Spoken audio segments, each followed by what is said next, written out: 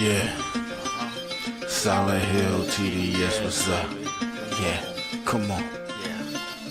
I.O.W. Sports Network, late night edition. Let's go. Come on. We about to raise the bar. Wild card mar. Everybody grab a seat, cause you know we about to spark. Late night sports talk. Por Modelo Le Cigar. Man, you don't wanna start. Wild card mar. We about to raise the bar. Wild card mar. Everybody grab a seat, cause you know we about to spark. Late night sports talk. Por Modelo Le Cigar. Man, you don't wanna start. Wild card mar. Hey. L Boogie with the hot flame, ashtray full of top names, little tree for your membrane. This the 9-hour time frame. I just snatched up a 6-pack, got my hands on a lid pack, whipping up a little batch of snacks. Yeah, man, I think I'm all set. Late night, can't sleep. Go ahead and just tap in. Better grab you a cold one, and we about to get some laps in. Wild card on the microphone, he'll hit you with a couple flurries. Y'all need to just strap in for some entertainment sports commentary. About to raise the bar. Wild card bar. Everybody grab a seat, cause you know we about to spark. Late night sports talk. Por Modelo Le Cigar. Man, you don't wanna start.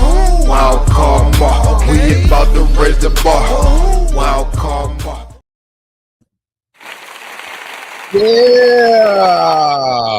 Gotcha, bitch. Yeah, we got you tuned in. So here we are. Hey, Wild Card Martin in the building. Hey, this is the episode that for sports fans like myself who have been so entrenched into high school, college, NFL football, and as all those sports leagues have all since concluded their season, and NFL concludes this Sunday. I had to bring in my man, Melvin Wall, Man Down Sports. Hey, what's good, man? Hey, how you doing? Man, what's good, man? Hey, can't call it.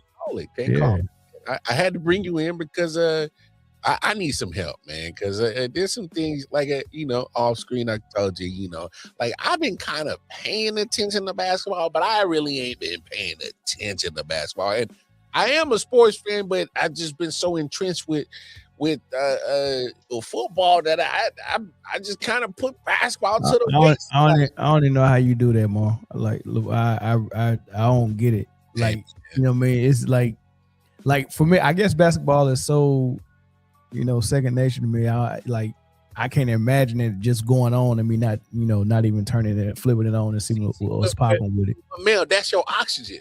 You know what I'm saying? That's your oxygen. Like I love sports so much, and I might love some sports more than others, that I'm kind of like, kind of spread out a little bit. So that's why I haven't been hyper focused on the basketball tip. But I will say this. And no disrespect to the NBA. And you can knock me for this or not, man. But the content I have been seeing of the NBA, it's been hard for me to kind of digest a little bit because I'm like, damn. If I want a 3-point contest, man, I go put on the 2K. Man, we could set up a little all-star 3-point. Fair enough. Okay, so I don't know, man. It's you missing some stuff. You'll figure it out in the next couple of weeks. You'll be like, oh, okay, this was going on. This was going on, especially with college. And I'm like what you just described. I'm like that with college basketball. I used to be one. That used to be my oxygen as well. Uh-huh. And I got out of college basketball in the last 5 years, maybe. Uh-huh. You know what I mean? And I wasn't locked in. Ever since I've been podcasting, I kind of been out of college because I just, I was trying to watch so much NBA so I can stay abreast. I just didn't have time to do college too. So I got you. Yeah, but it's good. It's good right now because it's like 6 freshmen. I was about to say who's the Thundercats that's going to be vying for that #1 overall pick. Kansas got a dog named Peterson. Yeah. Oh, trust me. I'm in Casey, so he's about 45 minutes down the road. Man, he can go, dog. Hey, I've been looking at his stat line. His minutes have been down because his appearances and his minutes have been down. But his impact has been so heavy with what he's been doing with it. Yeah, and that's the only concern with him because I think early on he got injured. He missed about 10 games. He came back, but every time he came back, it phenomenal basketball games he played. Yeah, but now he's dealing with cramping, and like he played the first half against BYU, who has the number 2 prospect in A.J. and he lit him up for 18 in the first half and played about 2 minutes in the second half and sat down for cramping and sat out the whole game. They won because they had a sizable lead, but everybody's like, why he keep getting pulled out of these games for cramps? yeah. And I guess that might be concerning for some GMs, but he's so good and he's so much more polished than all the other freshmen. Now, there's a lot of freshmen that's really good as well. Yeah. But for somehow his game is polished, like he might be 2 years older than them or something like that. Like I'm like, man, how if they're the same age, they're all freshmen, how his game gets so polished? You know what I mean? So but I think the reason why is because he's a real legit guard at like 6'4", 6'5". And all these other guys are like A.J. DeBance is like 6'9", Carlos Boozer's son is like 6'9", Caleb Wilson in North Carolina is like 6'9". Like they're all long forwards. I was about to say the forward sizes. Yeah, they're forwards. They play on the perimeter, and they're trying to hone in their guard skills, and they're not as polished yet. I hear that. I hear that. I that's no disrespect to the. It might be the game of the whole basketball game, and no disrespect, but I think that's probably kind of something that's been kind of killing me too. Is like, and as phenomenal as watching Wemby play, I'm still trying to get used to 7'4", 7'3" guys on the outside, bro. I'm still trying to adjust to it. Call me old school, call me old head. You won't. Those watching and listening, it's cool. I'll take it. I got tough skin. Is that something that we should just get comfortable with, Mel? That we got the big dudes living on the outside now. Is it that? No,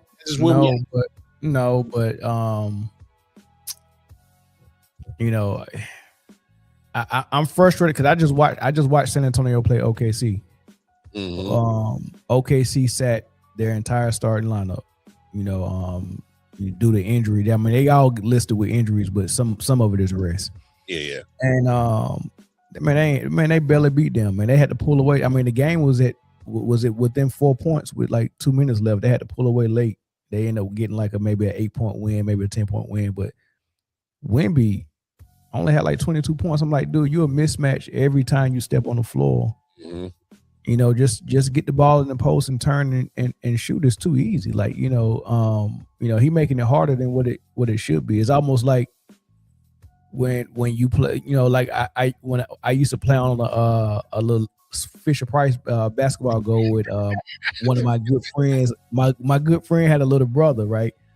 And for some reason I was real good with the younger kids because I would teach them. I had more tolerance for them, and I would teach them basketball. But my other friends was like, I'm not playing. Like, they wouldn't even play with their own brother. Like, I had 3 friends who it was 3 little brothers around the same age, and I would play ball with them on the Fisher Price goal. Now I could dunk it every time I want to. At this point, I was like maybe 11 or 12. They might have been like 6, 7. I don't know. But I made it real fun with them and played with them. But I played like I didn't want to score every single time and dunk every single time. That's what Wemby do. Like, he'd be like, man, it's so easy. I'm gonna play guard. You know what I mean? So I'm like, man, just go down low and just use your advantage, man. But hey, bloody out there bored, bro. Yeah. Like, man, I'm 7'7", man. I'm 7'4", man. I don't wanna just go to the block every single time. Hey, buddy out there just bored. Like damn, Wemby, like you just like. Because, like, I know he goes by the moniker Alien, but, bro, you really are, like just something that's, I don't want to say never be seen before, because, like, and I'm not trying to disrespect Wemby. I mean, Kristaps Porzingis, who was in the trade today, had a similar build, but it really just didn't stay healthy. And me, low key, the fan in me, I've always been a fan of Bol, but he never really could find a situation to maximize his skills, so that never really worked out. But so I don't want to say we never seen nothing like Wemby before, but just him putting it all together is something that's crazy. I saw something the other day that man had 2 back-to-back blocks and then shot like literally a couple feet from the logo, and I'm like, on transition. You know what? I thought that was. I'm glad you brought up that name, Bobo. I think OKC should just make everybody mad and just go trade for Bobo. Just go pick him up and dust him off, and home on the floor and just show people how this is how y'all could have used Bobo. If I was them, I would go get Bo and unleash him. Let me see what Bobo is. He still with Phoenix on the bench? That would be unfair because if they would acquire Bobo and then unleash him, and then he pretty much is a fire starter to another championship, and then they go back to back. That'd be crazy. Man, yeah, I would definitely go get Bobo right now. They got this man listed as power forward, and he's 7'3", man. Come on, dog. 7'3", come on, man. Nah, that's crazy. In your opinion, who would be the MVP right now? You know, get me caught up. Who's really absolutely in the league is like just been consistently balling so far from opening day to present day. Just been well. The season. From the beginning, it's been SGA, and Jokic and Cade Cunningham. And here's the advantage that SGA has over that pool. He's been doing it from day one, and he has the best record in the league. His team was the first team to 10 wins, the first team to 20 wins, the first team to 30 wins. And they're the only team currently right now with 40 wins in the league, right? So he's got a 5 to 6 game, gap between the next best team in the West and then in the East as well, right? So he got the wins on him, the performance is there, and then he's only missed like tonight. He missed tonight's game. That's his 3rd game he's missed. So he's got the consistency. He's meeting the standard as close as possible to playing 82 games. He's not going to play 82 games because he already missed 3, but he's the closest to 32. Jokic has missed 16 games. Yeah, I was about to say, Jokic he's coming back off injury. Yeah, he missed 16. Cade has missed about 7 or 8. Luka has missed about 7 or 8. Right, so they're all less available than SGA. On top of SGA outperforming them as far as team success, and the dude has been so dominant. He sat out 17 fourth quarters so far this season. That's ridiculous. And he still and with him sitting out 17 fourth quarters, he's still the 2nd leading scorer in the league, behind Luka, who just shoots 15 threes a game. Like like Luka just always has the ball. Like it's like when you watch a Lakers game, if Luka's on the floor, there's a very good chance he has the ball in his hand. Like it literally is in his hand all the time. And he's just gonna be like, all right, I'm either gonna do this step back 3, or I'm gonna dribble it into a double come and I pass it to somebody for an assist. Okay, not to get off topic from the MVP conversation, but you just said something to me, and me being a Lakers fan, it rang a light bulb off in my head. And I gotta ask you this: when Luka playing that type of basketball, and there's an older star that kind of played similar basketball, there's no way he's happy sitting there on the sideline like, damn man, this motherfucker taking the air out the ball, man. What am I supposed to do? I'm the king right here. He's trying to play nice on the surface, but behind the scenes, Rich Paul he's trying to find a soft landing for him to go to. It won't be this season. He won't get traded at the deadline, but you best believe he wants one more contract, which would take him two more years, for almost max money because he has two things in mind. One, I think he wants to. Well, the Lakers have already gave him the boot and gave the keys to the city to Luka, so he already ruined his welcome in LA. So he's trying to find somewhere where he can go, and I think that place is going to be Cleveland. Really? And he's going to go to Cleveland. He's going to play with Bronny and Bryce.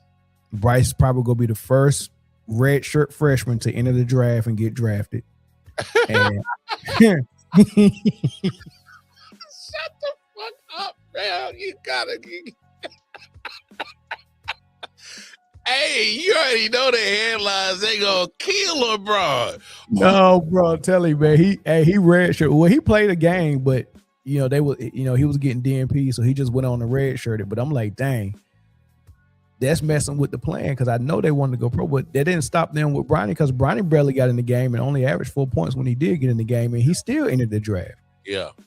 I mean, I never thought it could get worse than a one and done freshman that averaged 4 points in the draft, but a red shirt freshman in the draft.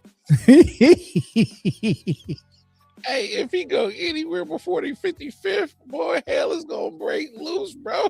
Bro, a red shirt freshman, and Cleveland is down for it, man. We want the storyline.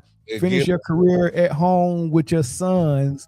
If the Lakers don't want that storyline, we'll take it here in Cleveland, bring it on back, and then we still got a squad. You is no trade involved, so you can just walk over here and sign. And we got James Harden, we got two big centers for you, Jared Allen and Mobley, and we got Donovan Mitchell. All you got to do is just show up with your two sons. We go play some meaningful basketball. Whole squad. You get to retire at home, and you can get one more. Well, they won't get another one. They don't stand a chance. No. I'm just saying. That's how you sell it. Brian, we can get one more. Get one more before you leave. That's how you try to sell it. But no, in my opinion, him winning championships are done. Been done. Correct. Been done. Step two. And they still covering their bullet wound with a Band-Aid over there in Golden State Warriors world. And I'm like, man, give up, man. The dude is 37. This make the third year in a row he got hurt significantly.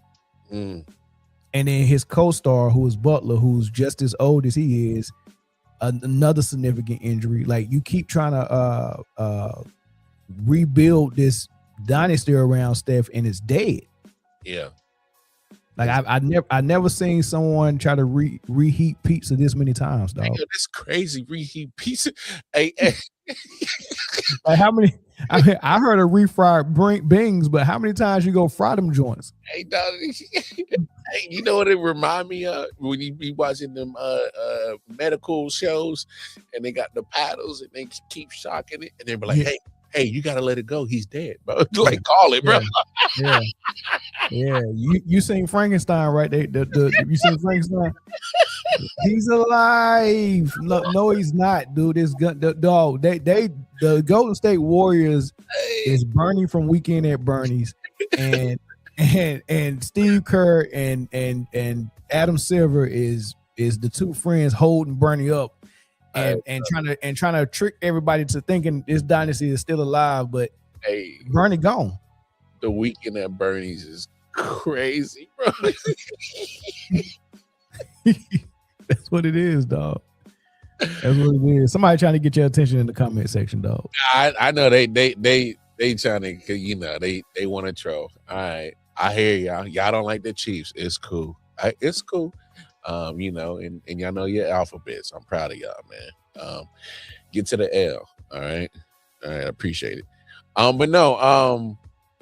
I just always thought that with the Warriors, and I kind of saw the rumors that they were trying to sneak in and get Giannis. What do you think about this? The Giannis kind of noise that's been going on, because I kind of felt like they done everything they can for him, and he's, let's be honest, he's already overachieved for them for that small market. He's gave him a championship. He's kept them competitive. Like, at some point, you either continue to cave in and give him whatever he wants, because they're already wasting 2 spots for his brothers because he wanted them. and it's kind of like we either keep building this or we'll just because they're going to get a crazy haul back, but I don't think it's not going to happen at this trade deadline. But I don't think it happens. Probably not to the off season because you got to come up with a crazy package to get Giannis. You do, and any team that's a smart team, they got a smart front office and a smart head coach.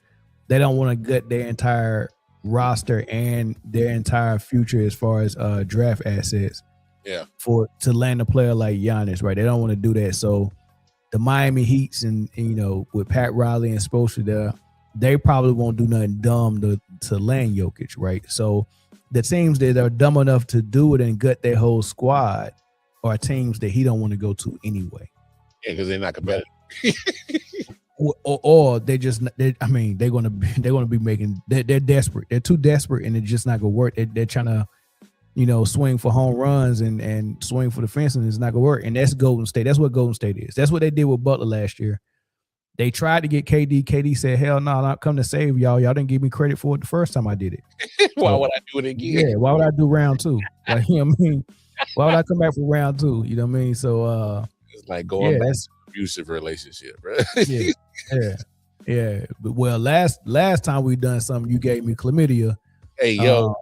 But it's 2 years later, man. I think you might, you know what I mean? You might be making more smart decisions now. I'm gonna come back for a second go round. No bueno.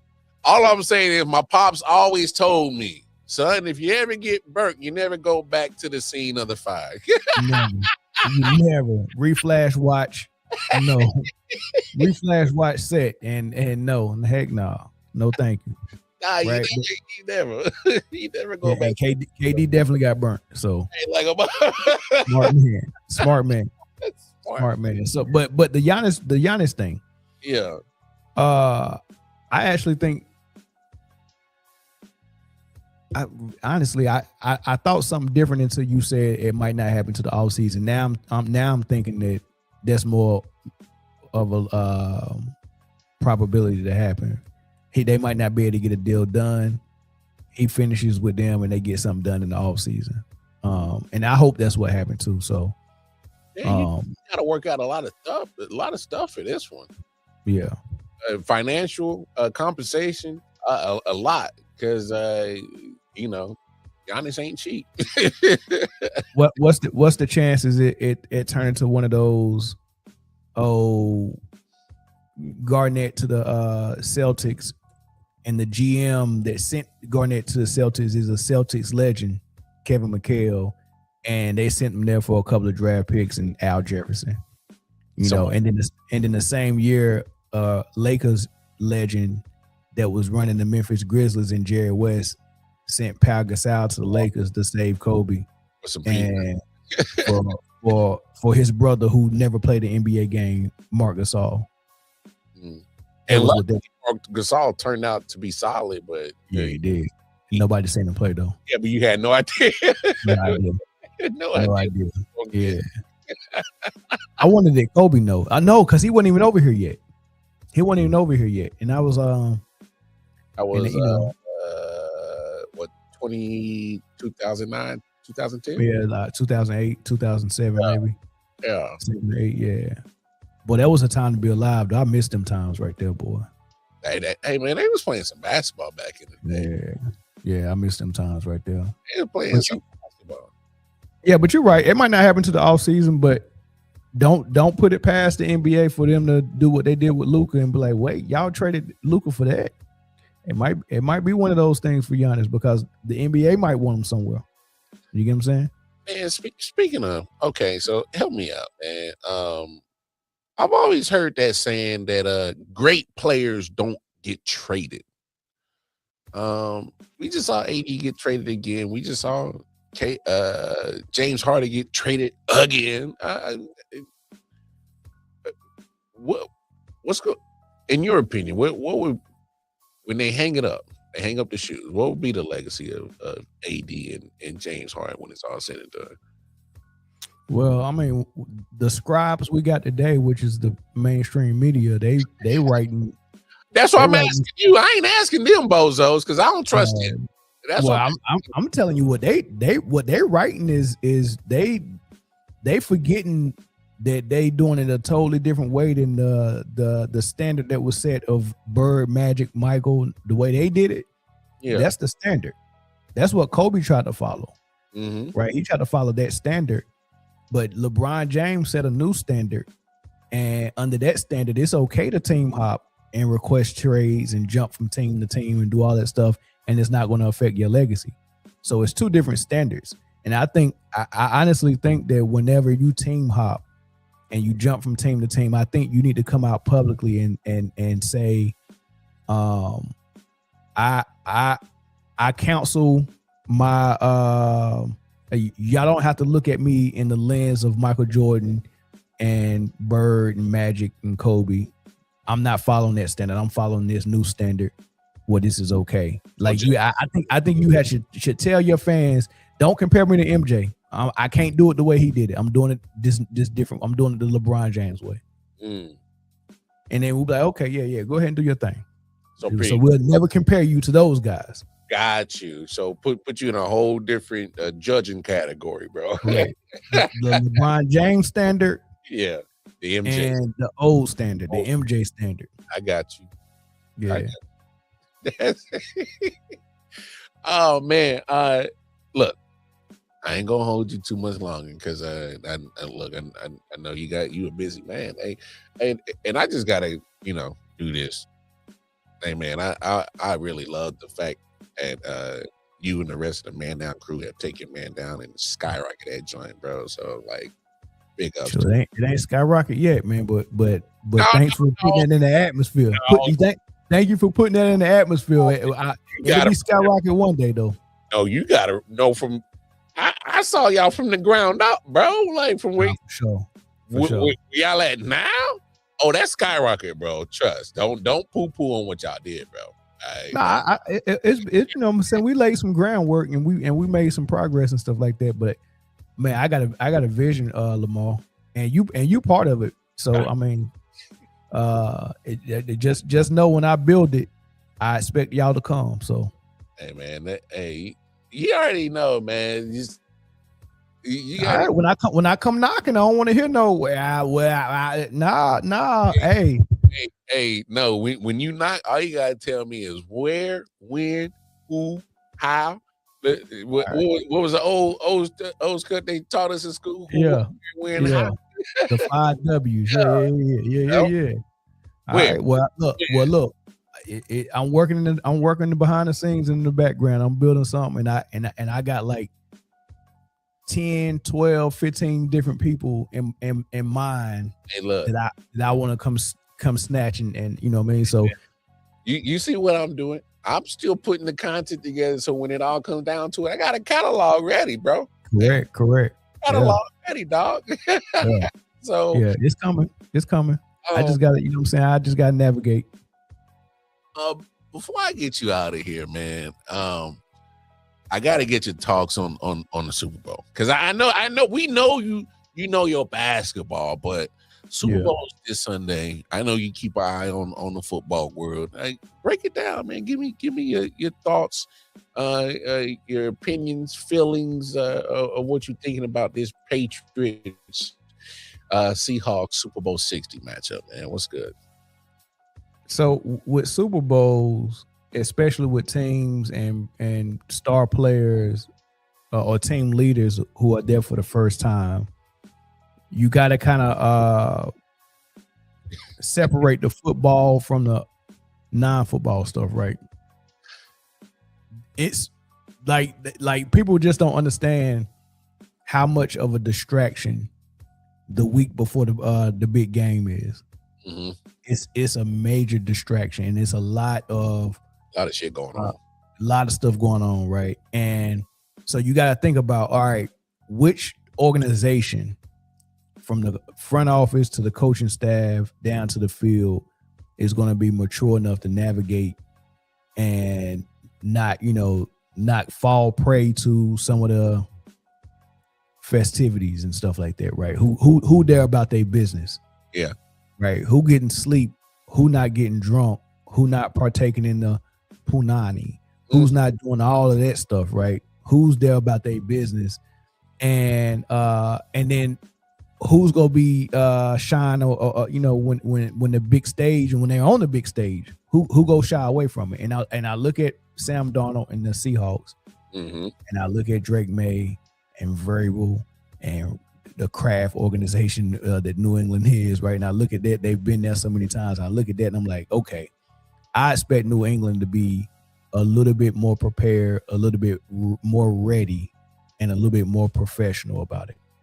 Now, whether that's going to go a long way as far as what happened on the field, I don't know. True. But I think it gives you a little bit of an advantage. I said the same thing last night.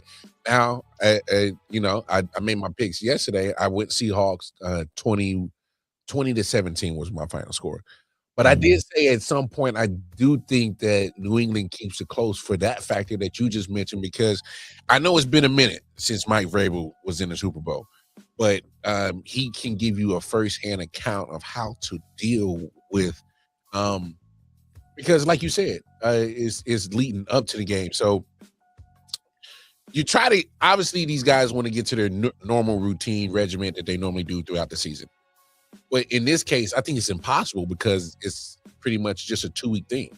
So you got to come up with almost a 2-week regimen and come up with it quick and try to get in the flow of that and get used to that as quick as you can. And, with Vrabel being there so many times, I think he gives the Patriots at least that advantage. Now, I get it. It's not a huge advantage because them jokers still got to get on the field and actually play football. Correct. But I just think, because I'm big on nuances and certain little factors that go into sports, like home field advantage, like recalling to history of doing certain things in a certain manner or similar situations, like Vrabel being part of so many. So I thought that was big too. But yeah, man, I go ahead and continue, because I thought that was fascinating as well, because I'm like, that shouldn't matter, because I'm looking at the Seahawks roster and I'm like, I don't see too much Super Bowl, history on this staff roster, So yeah, so that's the first thing I look at is, okay, they got a slight edge before they even get to the field, psychologically and as far as preparation, right?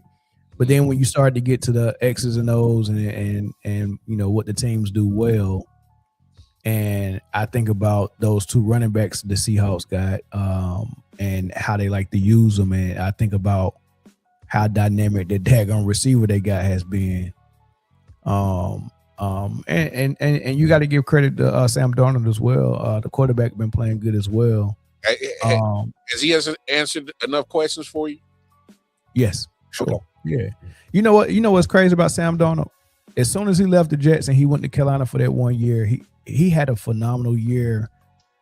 The first, I want to say 6 to 8 games of the season for Carolina, like they was looking like a playoff team. And then it went south. And then the bottom fell out, and I can't remember if it was injuries or not, but the bottom just fell out.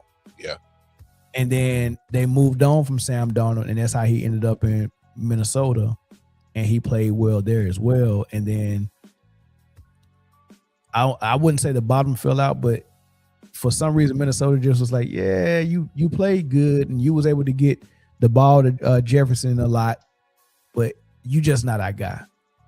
And they moved on from him, and you see that was a mistake. So ever since he left the Jets, he's been playing phenomenal.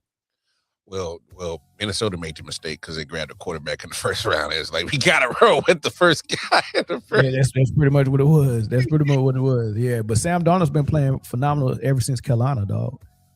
Fair. Yeah, he's been answering questions for the last 3-4 years.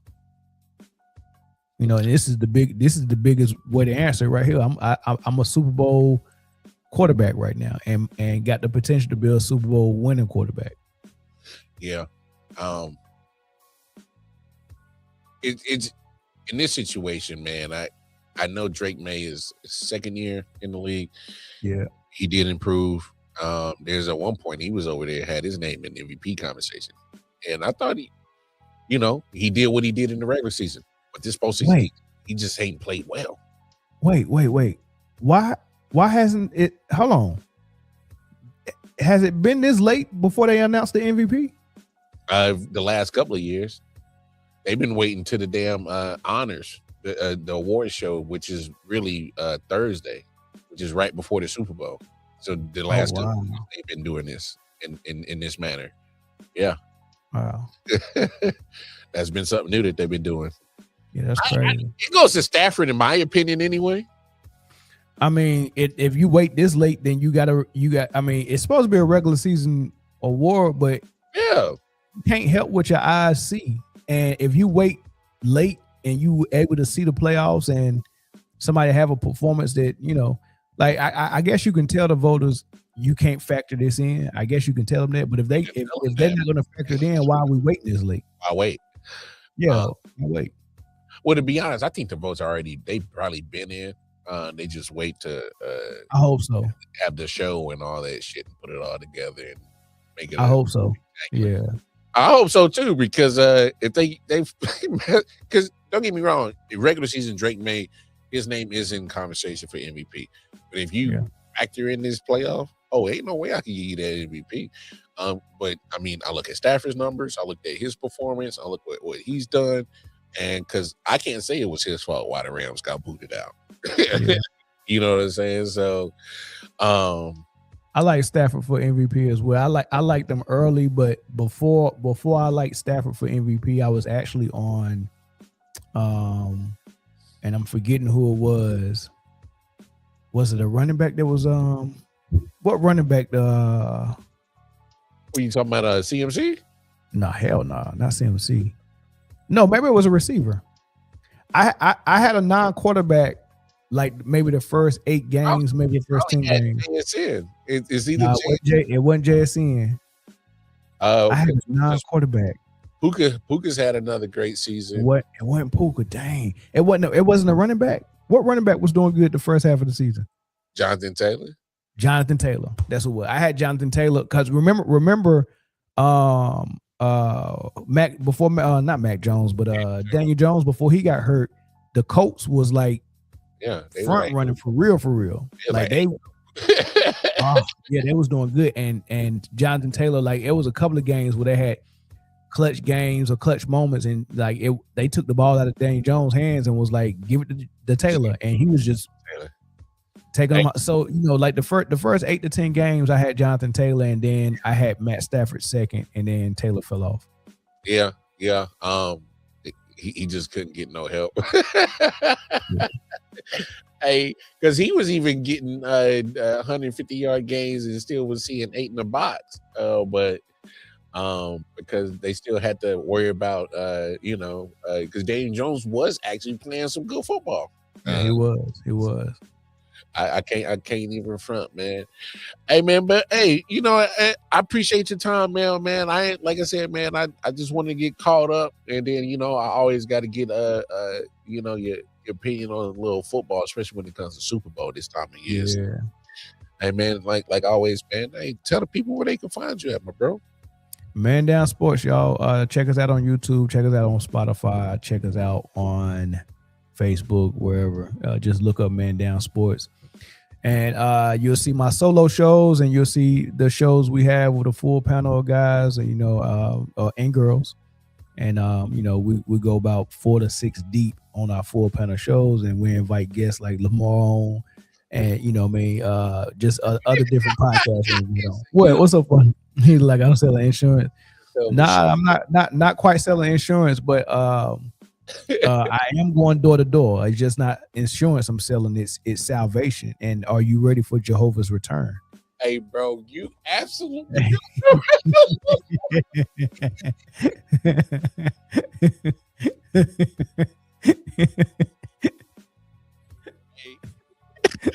Hey, bro. Hey, you should have seen all the creative ways my dad would do to try to make sure that he would never answer the door when he saw the Jehovah's Witness going through the neighborhood. Oh man! Hey, Did y'all have the Mormon guys come through on the 10 speeds on the mountain bikes? Not in the hood that we grew up in, but when we got to the burbs, yeah, all the time. Yeah, well, what I respected about them dudes is we were in the hood. And first of all, when we seen somebody that was not of color come through that hood, we was like, this is a brave. And they used to come deep in that hood on that 10 speed. And their white ties and black or white shirts, black tie, khakis on a 10 speed. Yeah. And this is how they got us.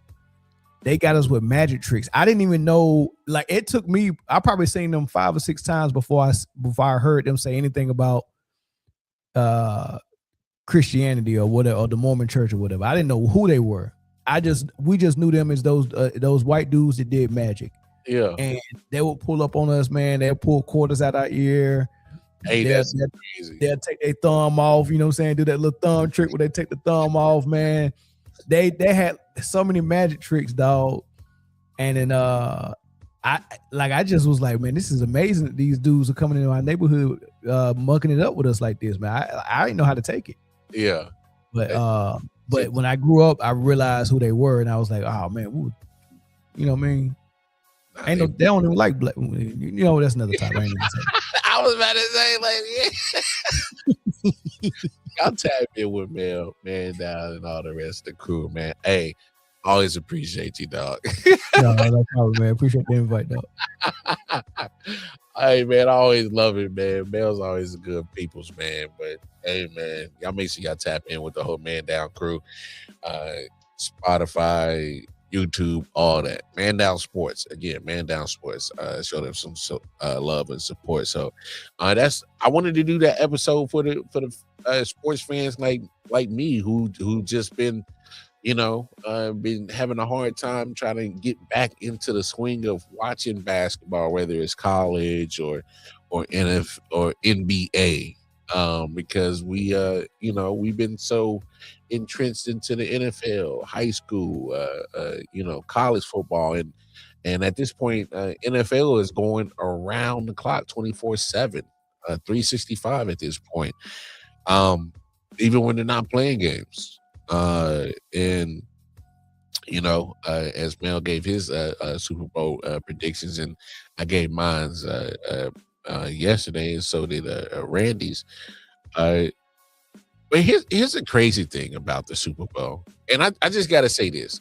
For one, the NFL, I know they're trying to do new things and try new things and try to be innovative. And can we start with the Pro Bowl? Can we take it back to football?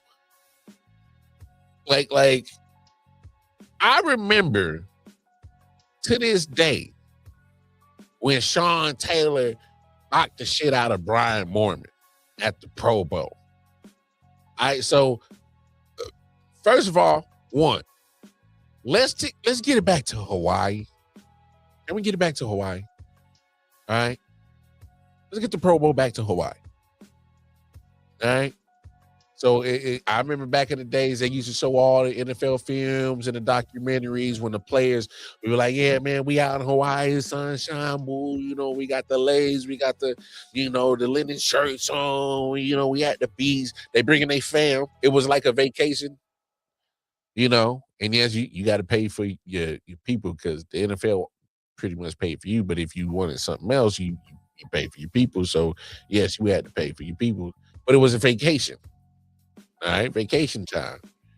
And you bring the fam out. Obviously you chop it up with other players, and sometimes, behind the scenes, it was like a business move too. You know what I'm saying? A business move. You were like, hey man, if we can get you to, come to us in Tennessee, man, we might go run something on the defensive side.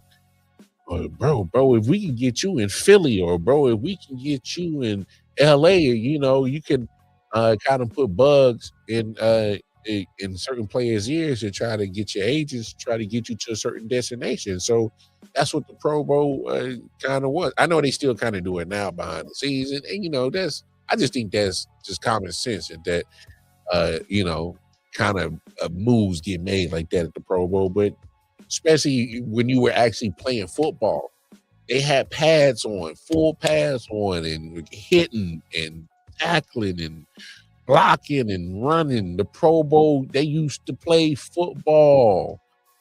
It's really bothering me that they are so far removed. Like, why is Jamar Chase over here getting a pick six? We're playing flag football. Seeing that's the old man in me speaking. All right. But we also got to look at this as in innovating and the advancement of the sport. And I know Jamar Chase is a wide receiver. He would never be getting a pick six on an NFL Sunday game. I know that. But the NFL has always been at the forefront of selling their product. And here's where the NBA has always had the advantage, is because they never had the helmets to shield people's faces. So they were always easy to recognize. You seen that face. The camera zooms in on Shaq. You know what Shaq looks like. You can't miss a 7'2" black guy with that face and that voice. But he's recognizable because he's seen. Now in the NFL, majority of the times they're wearing helmets. So in this case, the Pro Bowl, all is well known. What does Jamar Chase look like? Oh man, if they're playing flag football, they're easy to recognize. They're easy to be seen. And I know that doesn't seem like much, but for me, I'm just looking at it psychologically. Like, hey, if I can put a name to the face to how they play, and then go on and seek them out on their social media, and they're posting and getting to know them. Oh man, I become a fan of them, and then I'm going to go out and buy the merch, buy the tickets, go travel to see Jamar Chase, go do this and that, and then that's how the NFL has a fan.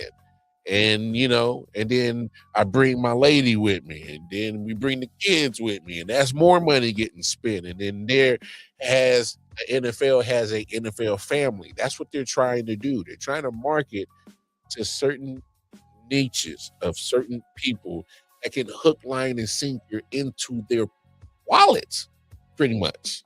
And they've been great at doing it.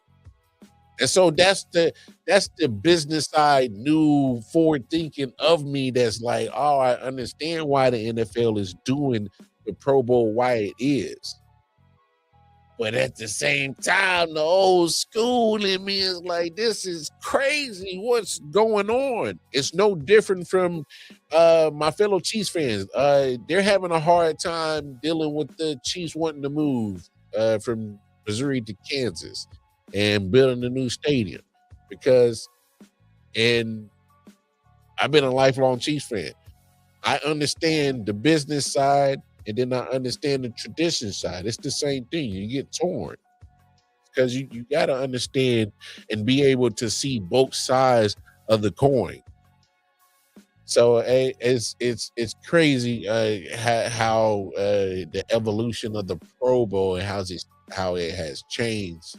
But I understand why they won't go back to having full padded football and hitting and knocking the shit out of the punter. I get it. I understand. I just miss it. That's all. I miss that. I miss the contact, the football, the actual play of seeing pretty much the best of the best go at it, and just seeing because it was never it was pretty much a fantasy team. It was fantasy before fantasy, or before it got big, I should say. So it was always dope. It was always dope. That shit in the NBA All-Star game went the way of the because they don't care. Now they don't care. Haven't really changed in NBA this year, but no, don't don't hold your breath on anything really changing when it comes to anything. Uh Between the All-Star game and Pro Bowl and uh I will say this, I've been kind of digging the way that the MLS Major League Soccer and NHL, how they been kind of doing their thing, because obviously those sports and their skills challenges have been kind of dope. So I look, I don't have the answer to fix the Pro Bowl or the All-Star game, but I do feel for sure it needs to get back into Hawaii so it can feel like at least give me that traditional part of it. Going to Honolulu, you know what I'm saying? Cats always look forward to that. I can do the give and take. Y'all, if y'all don't want to get back to the pads and putting back on the helmets and, being playing flag football and giving the fans a chance to really put name with face, cool. I get it. I understand it. Yeah, I was digging it. MLB, it's kind of hard not to play full speed with a fastball coming at you, because those pitchers are still throwing. You're still throwing the juice. Yeah, you still gotta. So to your point, I think you're right. Yeah, so they do still play some ball. I didn't mind when Major League Baseball were putting the home field advantage on the line for whoever won, because I kind of felt like they were playing for it because it mattered. Because, hey, I know I'm at the All-Star game, but if my team is at the top of the division and I can go and get home field advantage just by winning the All-Star game, then I'm going to make sure we get the shit done. So I'm with it. So that's me. So I don't know. That's just kind of how I felt when Major League Baseball were doing the All-Star game when it putting that type of emphasis on it, I should say. So I dig that. But yeah, there needs to be some fixing with the Pro Bowl, and that's fair. Yeah. I believe all the coaching seats have been filled up, if I'm correct. Obviously, well, not the Raiders. Well, they're expected to sign Clint Kubiak, OC, the offensive coordinator for the Seattle Seahawks, who are in the Super Bowl. So obviously that won't be announced until after. But I'm pretty sure it's for certain. So that leaves all the seats, the carousel field. I kind of talked about it last night, but there were 10 jobs that was up for hire, if I'm correct. Yeah, Raiders, Cardinals, because they just got their coach. Who else? I mean, it's a shit ton of people. And I'm having a brain for it. So my point is there were so many damn jobs that were open this past off season. It's kind of like, well, damn. To me, it kind of tells you where the NFL is headed, as in they ain't waiting for you. They ain't waiting for you to 10 jobs. 10 jobs, one minority. Rooney Rule ain't doing much except performative. Well, I knew that the Rooney Rule was some bullshit. So to me, talking about it was beating the dead horse. It was wasting my time and breath because the NFL is going to operate the way that they operate. All right. When you still got majority of the owners who are just, some of the good old boys, still the old school families. That's just what it is. I'm sorry, my brashness and reality check on that, but that's just, it is what it is. We know that the Rooney Rule bullshit. It's there for formalities. It's no different from affirmative action. That's a different show. Yeah, good old boy network. We know what it is. But I just think what my point is that as if the timeline, I would say, John Harbaugh and Mike Tomlin got they were the anomalies of tenures in the NFL. Andy Reid is an anomaly of tenures in the NFL. Like these coaches are getting 1 year. I mean, we've seen it multiple times over the last few years that coaches that were one and done. Boom, out of here. Some getting a year and a half, 2 years, 2.5 tops. Back in the days, coaches were getting 4 or 5 years to try to get their, get the franchise headed into the right direction. Hopefully him and the GM are on the right page and they can get the right roster, get the scheme going and get something popping, but not, these guys is getting clipped in less than 2 years. When you got that many jobs, come on. And I think that's another problem that when you speak of the Rooney Rule is the pipeline. But when these many jobs continue to get open, how is there not a vast, diverse hired cycle? Because if 10 jobs were open this off season, it'd probably be what? Maybe 5 minimum, 5 to 6 next year. That's not even in because I'm not including retirements. I'm not talking about actual majority of these jobs were people they got fired. Mike Tomlin parted ways. All right. Whatever the true story is, that's none of my business. Don't really care. I don't know if we'll ever get the truth. But it's like, damn. With the cycle of the coaching in the NFL that continues to be a revolving door year in and year out, how haven't you not fixed that Rooney Rule? How haven't you not fixed the NFL get diverse hiring when it comes to the coaching ranks? Because there's a whole bunch of great coaches that's been killing the game.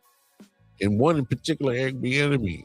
I'm glad he's back in Kansas City, but I'm more disappointed that, hey, how has this guy not got a head coaching job? This guy is literally, the proof is in the pudding.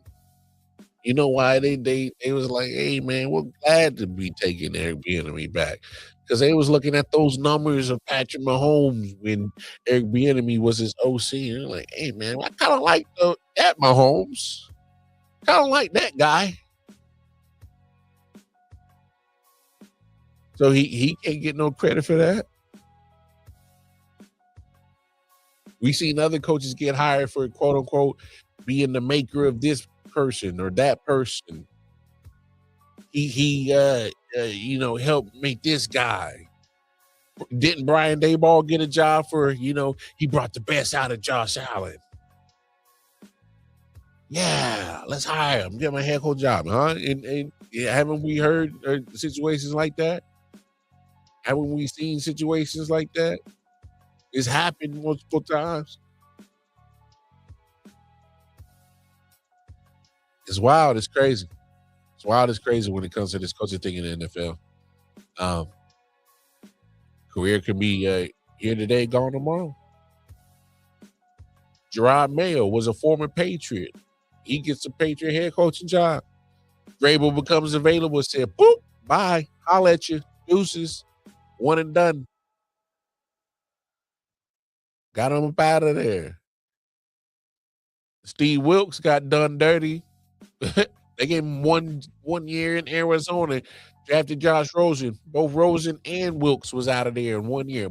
Boop. Wilkes goes to Carolina, gets him playing some quality football. He took over for a coach that got fired. And Frank Reich